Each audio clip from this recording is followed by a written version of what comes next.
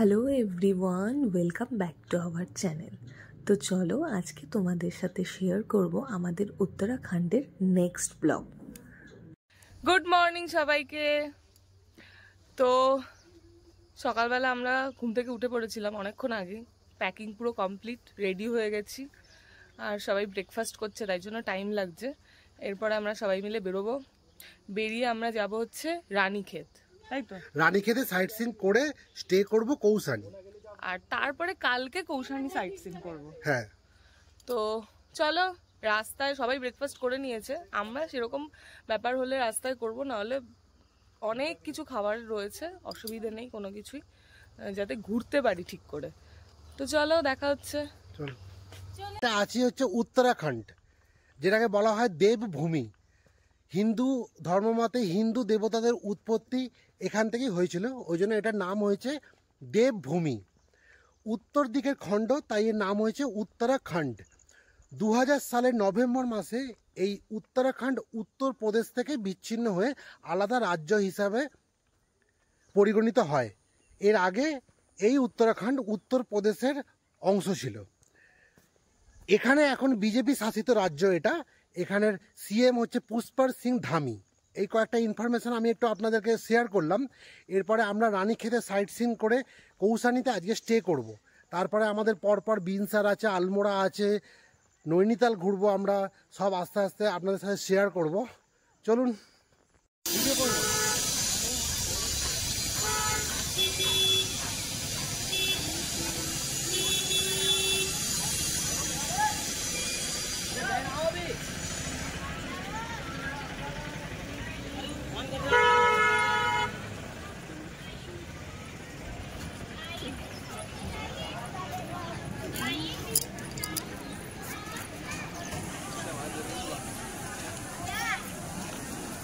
মন্দিরটা খায়, দারুণ মন্দির আছে। আমি ঢুকবো না ভেতরে, তুমি যাও, তুমি গিয়ে ভিতরে ইয়ে করে আস।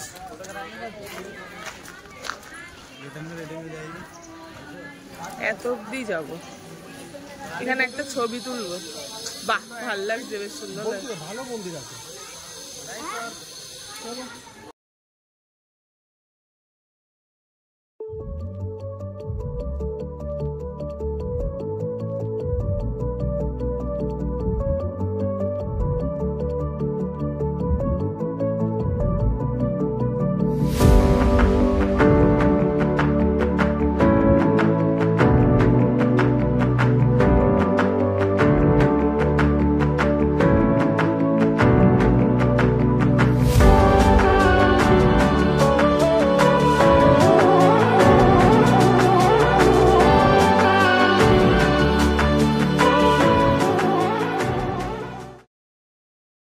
Good morning.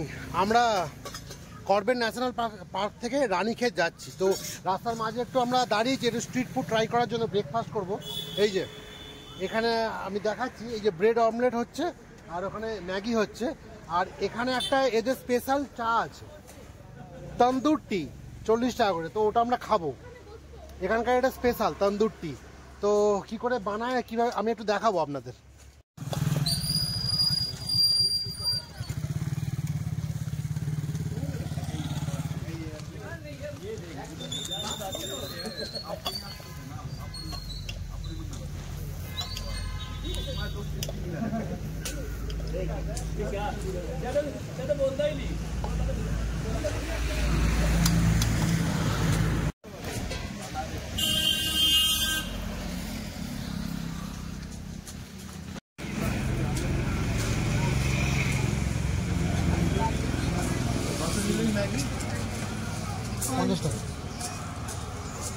पानी लाओ, तुमने पानी पीना होगा।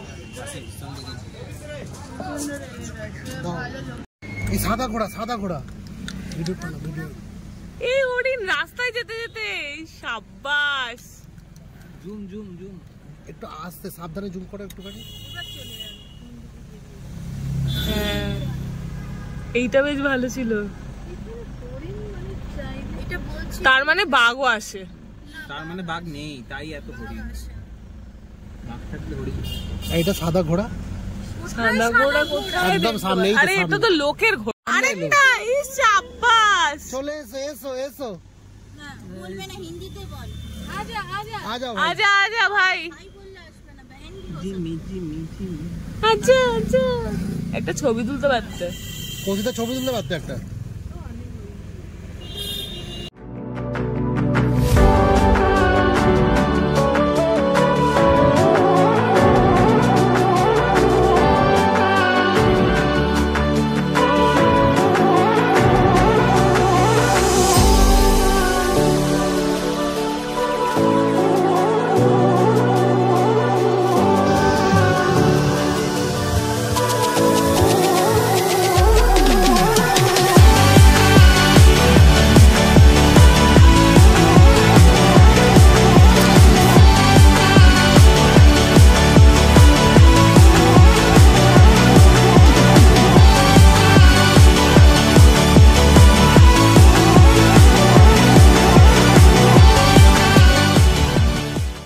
একটা কথা না বললেই পারছি না, সত্যি দেবভূমিতে এসে ভূমি প্রকৃতিটা যেন আমাদেরকে ডাকছিল।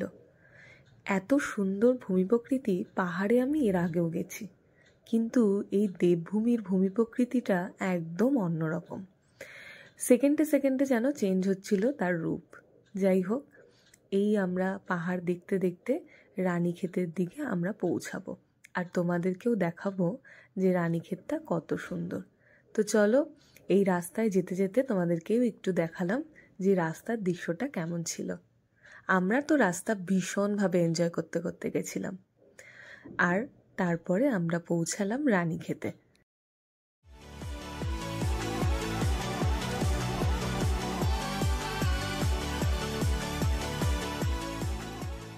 অনেকক্ষণ ধরে গাড়িতে আমাদের জার্নি করার পরে এই পাইন যে ফরেস্টের মতো লাগছে, এই জায়গাটাতে আমরা একটু দাঁড়িয়েছিলাম।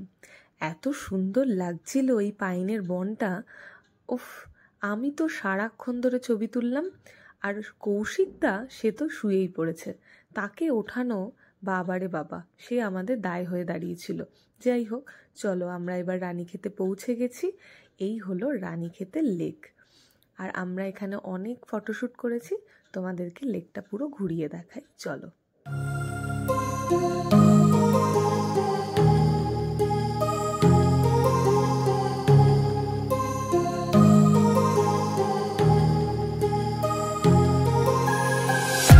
I'm walking alone, the streets are empty. The only thing I can see is my own silhouette. I'm getting stronger. Good afternoon everyone. তো আমরা ফাইনালি চলে এসেছি রানীক্ষেত। এটা হচ্ছে করবেট ন্যাশনাল পার্ক থেকে ডিস্টেন্স হচ্ছে অলমোস্ট 100 কিলোমিটার। আসতে সময় লাগলো 5 ঘন্টা মতো। অবশ্য রাস্তার মাঝে দাঁড়িয়েছিলাম খানিকক্ষণ। দেখুন পেছনে লেখা আছে রানীক্ষেত, আই লাভ রানীক্ষেত। তো পেছনে যে ঝিলটা আছে এটা হচ্ছে রানী ঝিল। এই রানী ঝিল থেকে এটার নাম হয়েছে রানীক্ষেত। আমি একটু আপনাদের ঝিলটা দেখাচ্ছি। এই ঝিলটা হচ্ছে রানী ঝিল, এখান থেকেই এই রানীক্ষেত নামটা এসছে। তো এখানে আমরা আর একটা গল্ফ কোর্স দেখবো, দেখে আমরা চলে যাব কৌসানি। কৌসানি হচ্ছে রানীক্ষেত থেকে 58 কিলোমিটার ডিস্টেন্স, যেতে সময় লাগবে 3 ঘন্টারও বেশি। তো আমরা এখানে দুটো সাইট সিন করে আজকে রাতে আমরা কৌসানিতে স্টে করব। চলুন। রানীক্ষেত থেকে বেশ কিছুটা এগিয়ে কিন্তু আমরা পেয়ে গেছিলাম একটা ভালো রেস্টুরেন্ট, যেখানে বসে আমরা লাঞ্চটা সেরে নিলাম। এখানে চাও অর্ডার করা হয়েছিল, তার সাথে ফ্রেঞ্চ ফ্রাই, তার সাথে ডিমের অমলেট, ভাত, আরও অনেক কিছু সবজি। যাই হোক, হোটেলে আমরা কি কি খেলাম তোমাদের সাথেও একটু শেয়ার করলাম। তারপর খাওয়া দাওয়া সেরে আমরা চলে গেলাম একটা মন্দিরে। কোথায় জানো? চলো দেখবে। Good afternoon. আমরা রানীক্ষেতে একটা স্পট দেখেছি শুধু, রানী ঝিল। আর এটা হচ্ছে আমাদের আইটিনারিতে এটা লেখা ছিল ঘর জাটি টেম্পল, কিন্তু এখানে লেখা আছে এটা কালী দুর্গা মাতা মন্দির। ঘর জাতি নামটা একই। হ্যাঁ, ব্যাপারটা হচ্ছে আমরা যেহেতু রাস্তাতে এগুলো পড়ছে সেই জন্য আমরা দেখে নিচ্ছি একেবারে, কিন্তু যদি রাস্তাতে না পড়তো খুব একটা দেখার মতো না। ব্যাপারটা হচ্ছে যে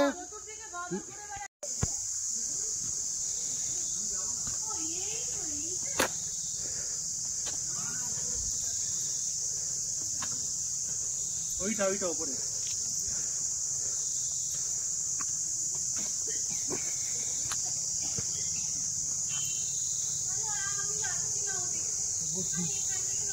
তো বাকিরা কেউ আসেনি, আমি একাই উঠছি, কারণ বেশ কিছুটা ওঠার আছে।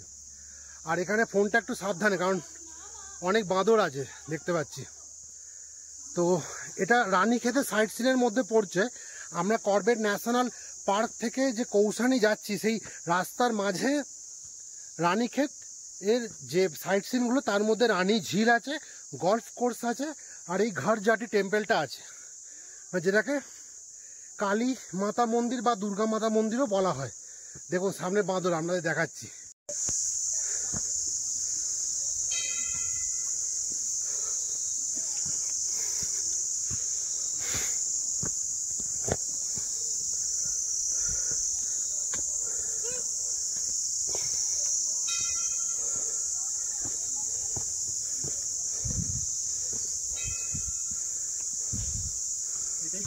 হুম,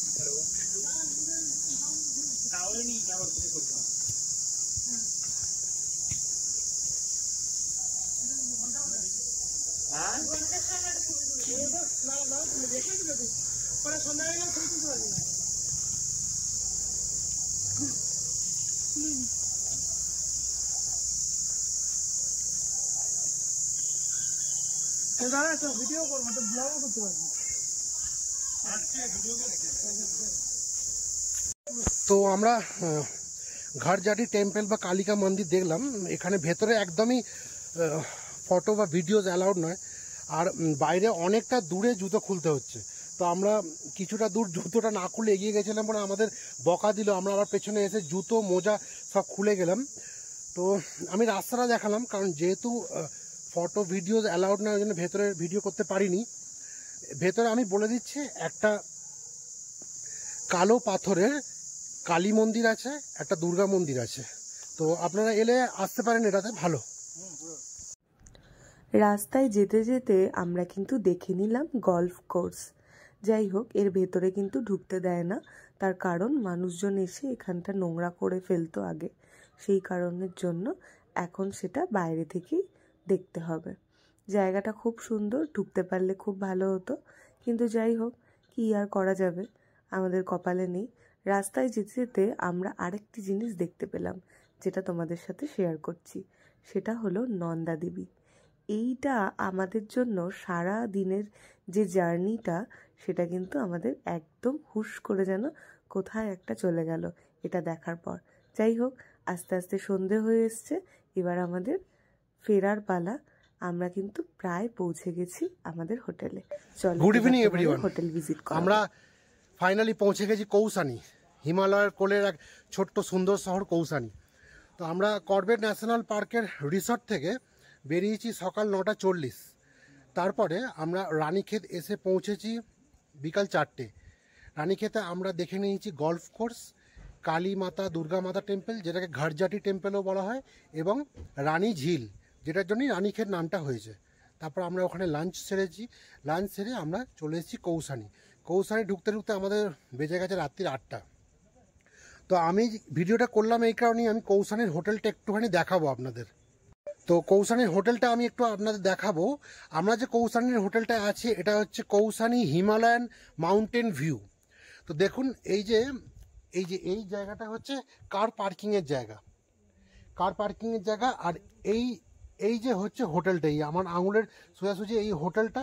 এই উপরের যে 3টে রুম, এই উপরের 3টে রুমই পেয়েছি আমরা।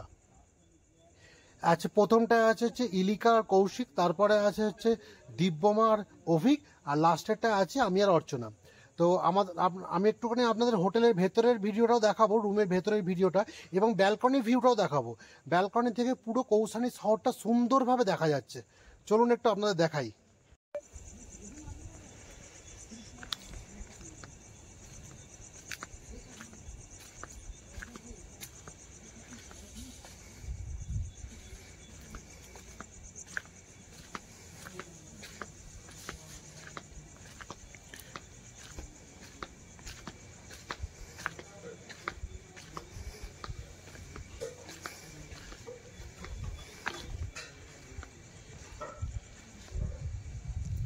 এই যে এই উপরে 3টে রুম আমরা পেয়েছি, আর নিচে ওই যে সোজা ওই যে আমার আঙুলের সোজাসুজি ওইটা হচ্ছে ডাইনিং স্পেস। আমি একটুখানি সিঁড়ি দিয়ে নামতে আপনাদের দেখাচ্ছি। অনেকেরই অ্যাকচুয়ালি কোয়ারিজ থাকে যে হোটেলটা কেমন, একটু দেখার ইচ্ছা থাকে, ওই জন্য আমি আপনাদের দেখিয়ে দিচ্ছি। এইটা হচ্ছে রিসেপশন, এটা হচ্ছে রিসেপশন, আর এই যে সোজা এইটা হচ্ছে ডাইনিং স্পেস। ডাইনিং স্পেসটা খুব সুন্দর। এই দিক দিয়ে নিচে দিয়ে কোথাও একটু যাওয়া যায় আই থিঙ্ক। যাই হোক, আমি একটুখানি দেখাই। এইটা দিয়েও যাওয়া যায় এইদিকে, এদিকেও অনেক রুম আছে। আর এই হচ্ছে ডাইনিং স্পেসটা।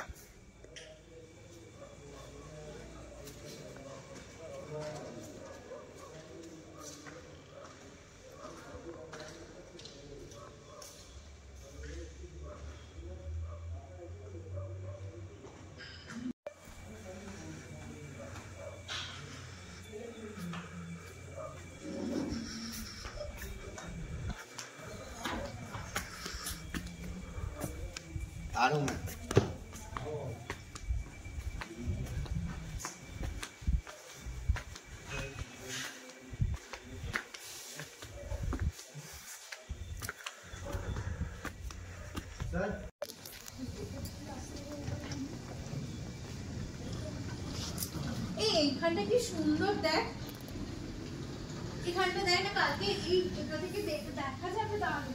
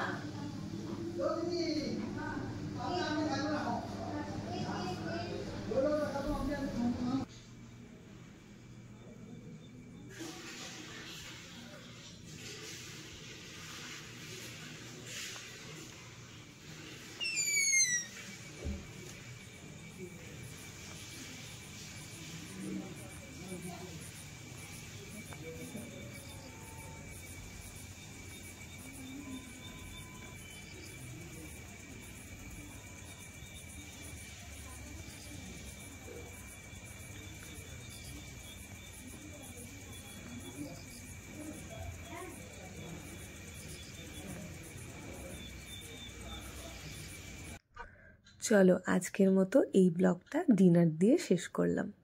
ডিনারে আমরা অর্ডার করেছিলাম পনির, তার সাথে রুটি আর স্যালাড। তাড়াতাড়ি করে খেয়ে শুয়ে পড়তে হবে, কারণ কালকে অনেক সকাল সকাল ঘুম থেকে উঠতে হবে।